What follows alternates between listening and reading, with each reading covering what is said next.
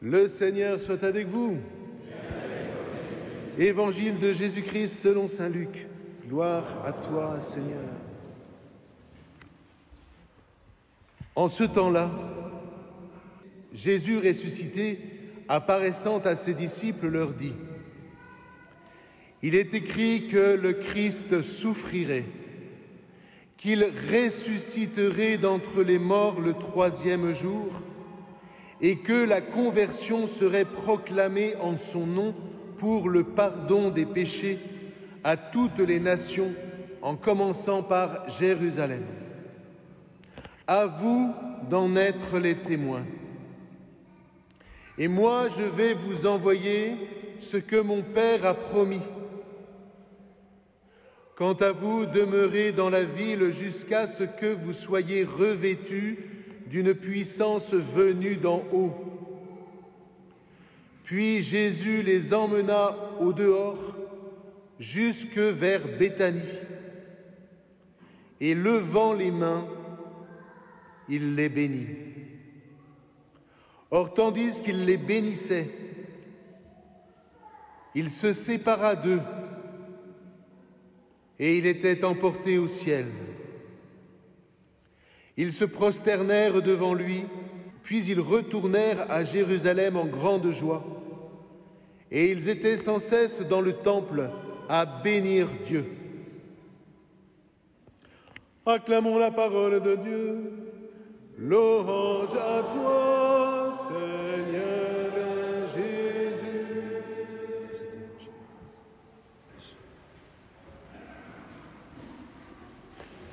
Frères et sœurs, que les événements de ces jours-ci ne nous empêchent pas de nous redire le cœur de notre foi.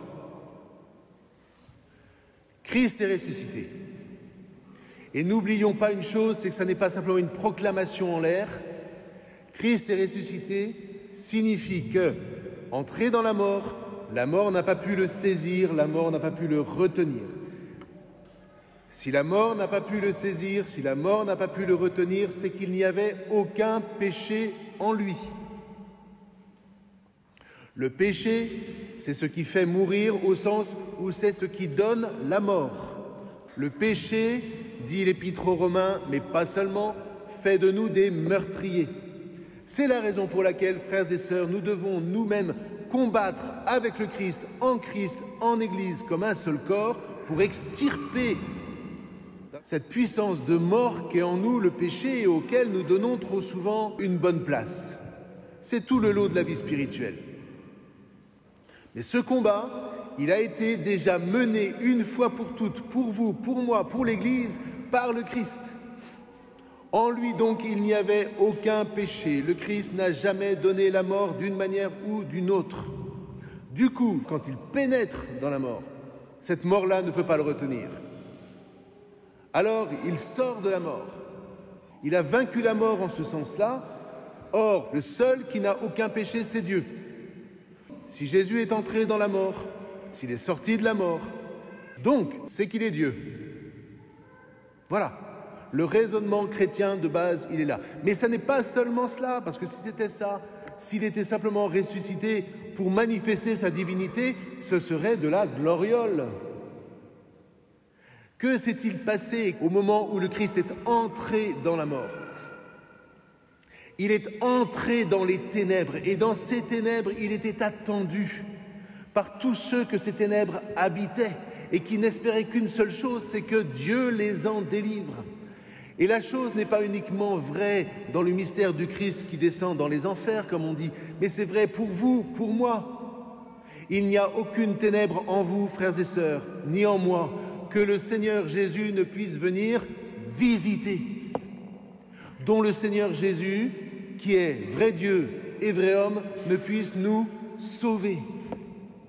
Encore faut-il, frères et sœurs, que nous comprenions de l'intérieur comment Dieu nous sauve.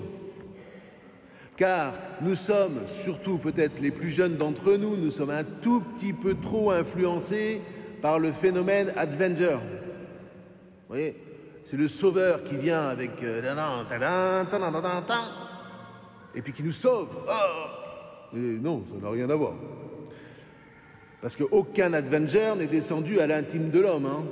Donc, la question pour nous, elle est de méditer le mystère de Dieu tel que Jésus nous l'a manifesté, mais qui était déjà contenu dans l'Ancien Testament. Cet être qui vit en nous, qui déjà nous a créés, mais qui ne s'est pas contenté de nous créer, mais qui vise à nous attacher à lui, pour nous faire vivre de lui, pour faire en sorte que notre vie ne soit plus à nous-mêmes, mais à lui, parce que si nous sommes en lien avec lui, alors tout est possible, toutes les espérances restent vivantes. Si l'être qui vit en nous, qui nous a créés et qui vise à nous unir à lui, est capable de produire ce salut, c'est parce que cet être-là est entièrement serviteur. Entièrement serviteur. Il faut que nous nous départissions de toutes ces visions païennes. Ils font ce qu'ils peuvent, les pauvres. Et puis nous aussi, avant notre conversion, on faisait ce qu'on pouvait. Mais il ne faut pas revenir à des visions de toute puissance d'un Jésus-Christ qui, comme par magie, guérirait. Ça ne marche pas. Et tous les plus jeunes d'entre nous, vous pourriez dire à vos parents, cette conception de Dieu, elle ne marche pas. Il n'y a aucune raison que j'aille prier dans les églises si c'est ça. En revanche, si venir fêter l'Ascension, fêter le dimanche, recevoir l'Eucharistie, c'est recevoir une vie qui nous dit d'abord, ta vie, ton existence ne vaut pas par ce que tu as, que ce soit en bien ou en talent, mais elle vaut par le corps auquel tu es attaché dans l'Esprit Saint. Elle vaut par le service qui irrigue ce corps dans l'Esprit Saint et qui te transforme de l'intérieur, qui te fait abandonner ce péché qui voudrait être tout-puissant, qui te conforme, qui te transforme, qui accomplit l'image de Dieu qui est en toi. Et plus tu es serviteur, et plus tu vas entrer dans le mystère d'un Dieu qui t'aime et qui te sauve, plus tu vas entrer dans le mystère d'un Dieu qui t'élève. Encore faut-il, frères et sœurs, que nous croyions en la vie éternelle. Pourquoi nos élites ont-elles fait ce qu'elles ont fait? Parce qu'aucune ne croit en la vie éternelle. Aucune ne croit en la vie éternelle. Pour plein de raisons. On n'est pas là pour juger, la question n'est pas là. Encore moins pour condamner. Saint Paul dit, si le Christ n'est pas ressuscité, alors mangeons, buvons, car demain nous mourrons. Point final. Alors que si tu comprends que ton existence, unie au Christ et à l'Église, t'est donnée ici-bas, non pas simplement pour apporter du bonheur, mais pour que tu puisses repérer les points de bénédiction qui vont te permettre de vivre encore plus pleinement, de ne jamais te coucher le soir sans vivre plus pleinement que le moment où tu t'es levé le matin. Si vraiment tu te laisses habiter par cette certitude que cette vie d'ici-bas est un véritable exercice pour entrer dans la vie éternelle, alors tu as une chance de comprendre le mystère de la résurrection, de l'ascension et de la Pentecôte. Ta vie, mon frère, ta vie, ma sœur, elle est là pour t'exercer. Comment se fait-il que nous passions des années à nous exercer pour avoir un bon boulot et concernant la vie spirituelle, on voudrait que ce soit spontané, je sais pas quoi, enfin je sais pas. Non, la vie spirituelle, moi je veux bien qu'on dise que c'est de l'amour, de la charité, etc. Je suis le premier à prêcher ça. Mais c'est un combat. Et pas un combat contre les autres, encore moins un combat contre Dieu. C'est le combat avec Dieu contre le mauvais penchant qui est en moi et que sans Dieu, je n'arrive pas à abandonner. Est-ce que ça fait de moi un être méchant? Non. Au contraire, si je perçois que je ne fais pas le bien que je voudrais faire, mais que je fais le mal que je voudrais ne pas faire, C'est que en moi, il y a une lumière qui me révèle ça et qui me dit, mais allez, attache-toi au Christ et suis-le. Attache-toi au corps de l'Église et avec toute l'Église, entre dans ce combat intérieur. Et plus tu vivras ce combat intérieur, et plus tu porteras du fruit, car tu seras transformé. La question n'est pas simplement morale, la question elle est spirituelle. Mais cela suppose que je comprenne une chose, c'est que cette transformation-là, c'est une transformation qui fait de moi un serviteur, une servante. Frères et sœurs, n'entrera dans la nuée lumineuse, n'entrera dans le paradis, n'entrera dans le temple éternel, appelez ça comme vous voulez, que ceux qui seront serviteurs. Point final. Est serviteur celui qui ne retient rien pour lui. Est serviteur celui qui ne capte pas par convoitise tout ce qui lui passe par la main. Frères et sœurs, n'entreront dans la vie éternelle que ceux et celles d'entre nous qui auront banni de leur vie toute convoitise. Ça fait peur, non? Mais ça ne fait pas peur, parce que le but, ce n'est pas d'arriver avec un tableau Excel qui soit complet. L'important, c'est qu'il y ait cet élan en nous. Et si nous ne sommes pas parfaits au moment où la signature de notre existence sera opérée, il y a cette magnifique réalité du purgatoire où nous continuerons dans la grâce de la lumière à purifier notre âme, purifier notre être, et nous aurons ce désir d'être pleinement serviteurs. Nous haïrons notre péché. Voilà notre mystère. Ce que dit l'Épître aux Hébreux, c'est magnifique. Dieu, l'être éternel, qui n'est que serviteur, s'est vidé de lui-même. Ça, c'est saint Paul, ce qu'on appelle la kénose en théologie.